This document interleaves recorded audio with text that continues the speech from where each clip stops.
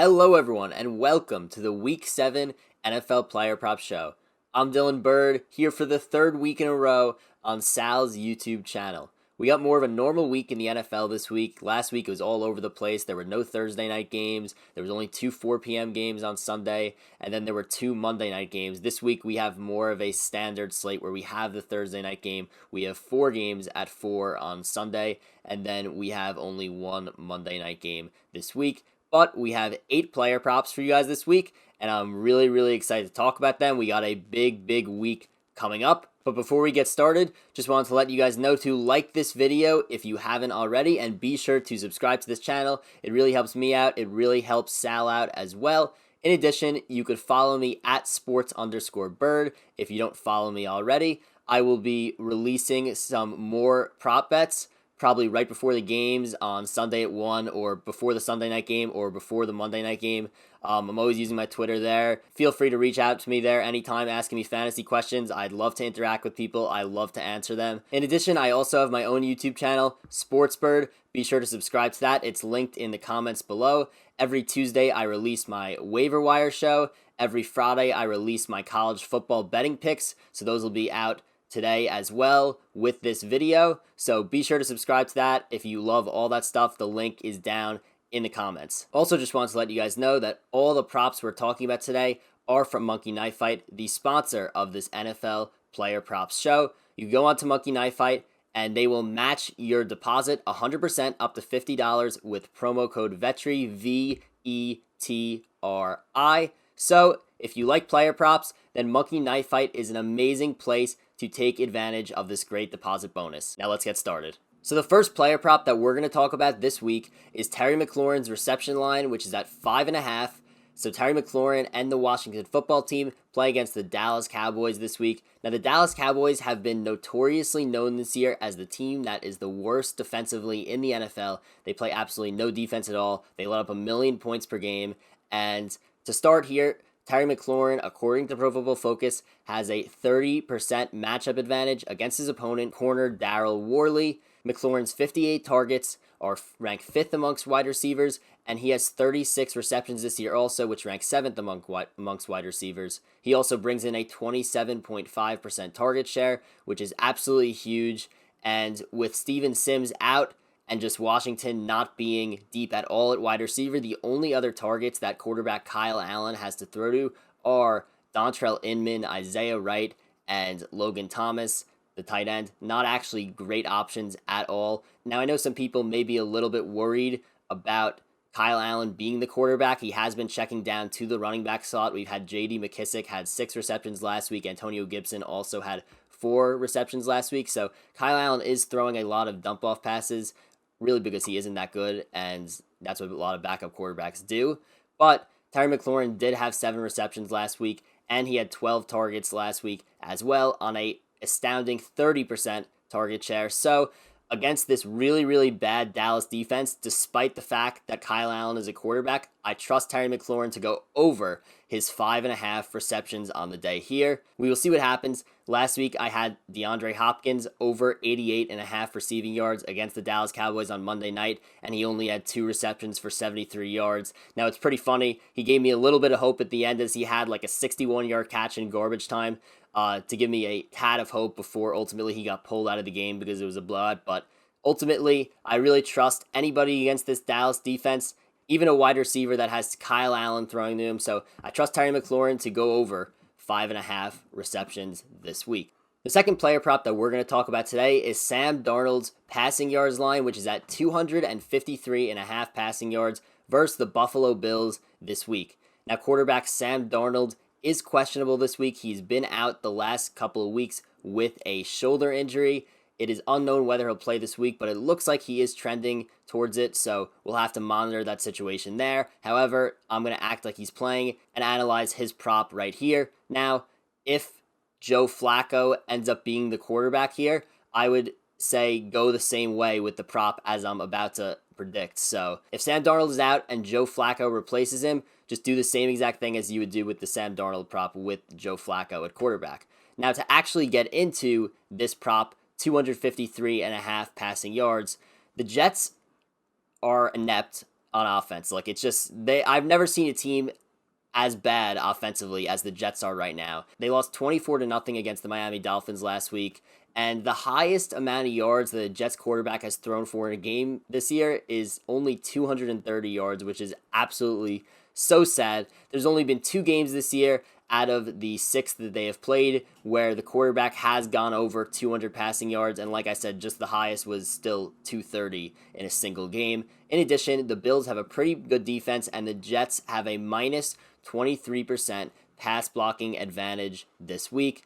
This just seems like a high number of passing yards for Sam Darnold here, so I like the under this week. Again, if Joe Flacco replaces Darnold in this game and Darnold is ruled out, I'm taking the under on Joe Flacco's passing yards as well. This offense has been too inept for me to take anything but the under at a line as high as this. Now, last week I took a Jimmy Garoppolo passing yards prop, which was in the 260s, and a lot of people said the line was really in the 220s. So, once again, I would like to say that all the props that I'm talking about come from Monkey Knife Fight, so I am going by what they have on their website as of Thursday afternoon. The next player prop that we are going to discuss today is Kenny Galladay's receiving yards prop, which is at 77.5 against the Atlanta Falcons. Now, Kenny Golladay, according to Pro Football Focus, leads all wide receivers in terms of matchup advantage this week. His matchup advantage against cornerback Kendall Sheffield of the Atlanta Falcons is at 67%, which is absolutely huge. In addition, the Falcons are allowing 335.3 passing yards per game. That ranks 31st in the NFL, so second to last. And Atlanta, they've been absolutely awful against the pass this year. They let up 166 yards to Minnesota Vikings wide receiver Justin Jefferson last week. They allowed a boatload of receiving yards to Robbie Anderson and DJ Moore the week before. Every week they seem to get torched. I know I had Thielen's over in receptions last week, which he did not hit, but I just picked the wrong guy. Justin Jefferson ended up going off. I trust Kenny Golladay to be able to go off against this horrible Atlanta secondary. I expect there to be a ton of points in this game. I expect Kenny Golladay to catch at least one long pass in this game, which is really going to help this over receiving yards total a lot. I bet the Kenny Golladay over prop last week as well when he played against Jacksonville, and it hit. I'm rolling with Kenny Golladay over 77.5 against the Atlanta Falcons. The fourth player prop that we're going to talk about today is Justin Herbert's passing yards line, which is at 246.5. So first of all, Justin Herbert has been absolutely phenomenal this year. He's been arguably the best rookie quarterback so far, possibly even better than Joe Burrow. I mean, the throws that this guy has been making have been ridiculous. Herbert looks nothing like when I watched him in college. He's been so much better than that. So props to Herbert for being absolutely amazing this year. No pun intended when I say props there. But looking at this line, first, Justin Herbert has cleared 246.5 passing yards in every single game he's played this year so far. He's averaging 298.8 passing yards per game. In addition, Jacksonville is horrible on defense. They rank 30th in pass rush. In addition, they also rank 22nd in coverage, and they're allowing 270.5 passing yards per game. In addition, Herbert is also throwing the ball a ton, and he's throwing the ball far when he does it. He is averaging 35.2 attempts per game, and his yards per attempt is at 8.5, which ranks third amongst QBs so far this season. This is an easy matchup for Justin Herbert. I don't see why this week would be any different from what he's been doing in previous weeks, especially with the easy matchup against Jacksonville. I think that Justin Herbert shatters the over here, 246.5 passing yards. The fifth player prop that we're going to talk about today is Clyde Edwards-Helaire's rushing yards prop, which is at 58.5. Now, there is a lot to discuss here. So on paper, this does not look like a good situation for Clyde. He comes in with a tough matchup against the Denver Broncos defense. The Chiefs have a minus 18% run blocking advantage this week. In addition, the Denver Broncos rank second in run defense and fifth in tackling. They've been very good against the run this year. In addition, what everyone's been talking about this week, Le'Veon Bell is officially going to play his first game with the Kansas City Chiefs this week, meaning we have no idea what the snap share is going to look like. We have no idea what Bell's role is going to be, and we have no idea how Bell's role is going to affect Clyde's role. That being said, I personally expect it to be a Kareem Hunt Nick Chubb type situation in Kansas City. I think Bell is going to be used primarily as a receiving back, and I still think that Clyde is going to get a ton of carries like he normally does. In addition, I looked at the weather report this week, and they're playing in Denver, and like the normal Denver weather, it's all over the place. We have the day before the game, it's supposed to be sunny and in the 60s, and then the day of the game on Sunday, it's supposed to be 24 degrees, and there's a chance of snow as well. So it's going to be really cold. There could be some weather, and we've seen Kansas City play in a decent amount of weather games this year. Week 1 with Andy Reid's mask all fogging up. And then we had last week against the Bills, it was raining pretty hard, and they ran Clyde Edwards-Helaire all day to victory. Last week against Buffalo, when it was raining, Clyde had 26 carries for 161 yards. If the weather's going to be bad once again for a Chiefs game, I think the Chiefs have proved that they don't mind giving the ball to Clyde a ton. And obviously Bell will steal some carries, but it is his first game, so I don't expect Bell to come in and get the majority of the snap share or majority of the carries or anything here. I still think it is going to be Clyde, and because of this weather and because of what we've seen the Chiefs do in weather games this year so far, I think that this number is too low. I think Clyde Edwards-Helaire is going to get 17 plus carries in this game, and I think that he will have 70 plus rushing yards. So I'm taking the over on Clyde Edwards-Helaire rushing yards, 58.5. The next player prop that we're going to talk about today is Kenyan Drake's rushing yards prop, which is at 70.5. So Kenyan Drake had a huge game on Monday night against the Dallas Cowboys. He had 20 rushes for 164 yards and 2 touchdowns, including that late 80-plus yard garbage time touchdown that swung so many fantasy matchups around the country, which is absolutely crazy. I mean, I literally thought that it should have been Edmonds running there. I mean, I think it should be Edmonds running always, but we're going to get into that in a little bit. But what a ridiculous thing for the Cardinals to have their starters in at that point of the game. They give it to Drake, he breaks free, and then instead of sliding down to end the game, he actually runs it in the end zone, which was absolutely hilarious. Thank God I was not going against Kenyan Drake in any leagues that night. So I'm not a huge Drake fan. Now, if we're talking about the rapper Drake, sure, I'm a huge fan. In terms of Kenyan Drake, I am not a huge fan at all. I've been on the Chase Edmonds train for a long time by now. I think that Chase Edmonds is the better back in Arizona. I eventually think that Chase Edmonds could end up taking over for Drake by the end of the year, but Cliff Kingsbury seems to absolutely love Kenyan Drake. He's giving him a million carries per game, actually 17.5 carries per game. So I'm not exactly sure what's going to end up happening with that. I don't know if Edmonds will actually get the role, but I think for sure he should take over the role. Now, in terms of this game, the Cardinals have a really, really tough matchup against the Seattle Seahawks. The Cardinals rank last in the NFL this week with a minus 53% run blocking advantage, according to Pro Football Focus. And additionally, the Seattle Seahawks rank 3rd in run defense and 3rd in tackling this year. I think the Cardinals will also be down in this game, which will force them to throw a decent amount. And Kenyan Drake may get his share of carries.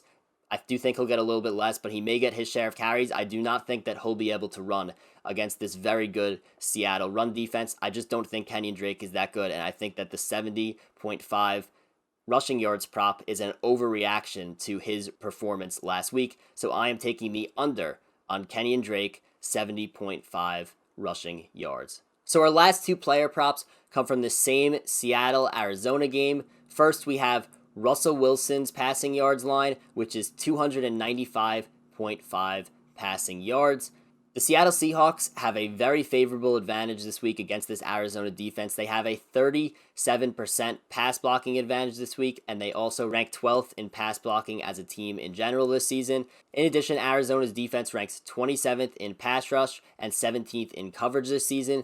They're also not huge on putting a ton of pressure on the quarterback. Their D-line ranks tied 31st for pressure rate, which is at 25%. So Russell Wilson's going to have all day to throw in this game. In addition, Russell Wilson is averaging 300.4 passing yards per game, which is over what his line is in this game, 295.5. I think this is a very favorable matchup for the Seattle Seahawks, and as a result, I like Russell Wilson's over 295.5 passing yards in this game. Now moving on to our last player prop of the day, we have DK Metcalf's receiving yards prop, which is at 80.5 receiving yards. Metcalf's likely matchup in this game is against Drake Kilpatrick, and he has a 29% matchup advantage, according to Pro Football Focus. In addition, DK Metcalf has been arguably the best receiver in the NFL this year so far. He's averaging 99.2 receiving yards per game, and he has not gone one game under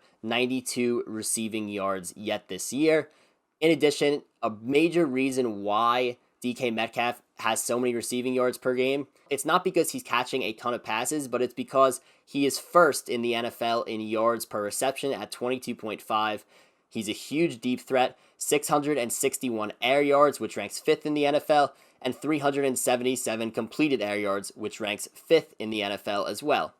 So, I think that DK Metcalf goes over his 80.5 receiving yards prop in this game. As we discussed with Russell Wilson, this Cardinals team is a favorable matchup for Seattle. Probably a really, really good week to stack Seahawks in DFS as well. So, I had the Russell Wilson over passing yards. I now have the DK Metcalf over 80.5 receiving yards here. So that's a wrap for the Week 7 NFL Player Prop Show. If you haven't already, be sure to like this video and be sure to subscribe to this YouTube channel. It really helps me. It really helps Sal. In addition, just to remind you, follow me at sports_bird on Twitter. I will be probably dropping some additional picks, whether that be during the day on Sunday, whether that be Sunday night, or whether that be for Monday night's Rams-Bears game. So be sure to follow me there to get more additional picks. In addition, be sure to comment on this video and tell me which other props that I did not talk about that you really, really like this week. I'll be sure to respond and give you my opinion on them for sure. Also, like I said before, I have my own new YouTube channel, Sportsbird. It's linked down in the comments.